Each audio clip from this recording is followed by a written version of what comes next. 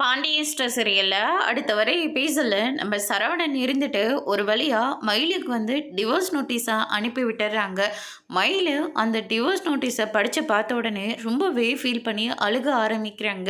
சொன்ன மாதிரி எனக்கு டிவோர்ஸ் நோட்டீஸ் அனுப்பி விட்டுட்டாருமா, என் வாழ்க்கையே போச்சு அப்படின்னு சொல்லிட்டு ரொம்பவே ஃபீல் பண்ணி அழுந்துக்கிட்டு இருக்காங்க.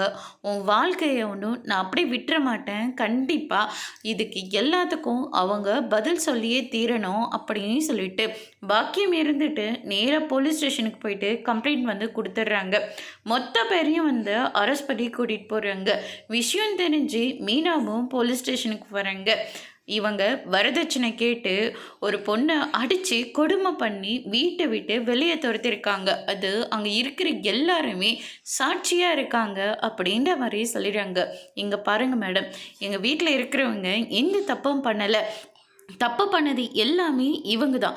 பொய் சொல்லி கல்யாணம் பண்ணி வச்சுருக்காங்க, வயசை மறைச்சிருக்காங்க, படிப்பை மறைச்சிருக்காங்க. இவங்க வரதட்சணைன்னு ஒன்று சொன்னாங்கல்ல, அதை கூட இவங்க தான் சொன்னாங்க. ஆனால் இவங்க போட்டதே 6-7 பவுனு தான். ஆனால் இது எல்லாமே கவரிங் நகை மட்டும்தான் அப்படின்னு சொல்லிட்டு மீனா நடந்த எல்லா விஷயத்தையும் போலீஸ் ஸ்டேஷனில் சொல்லிடுறாங்க. இவங்க சொல்கிறது எல்லாமே உண்மையா அப்படின்னு சொல்லிட்டு பாக்கியத்துக்கிட்ட கேட்கவும், இல்லை இல்லை, நாங்கள் போட்டது எல்லாமே ஒரிஜினல் தங்கம் அப்படின்ற மாதிரி சொல்லிடுறாங்க.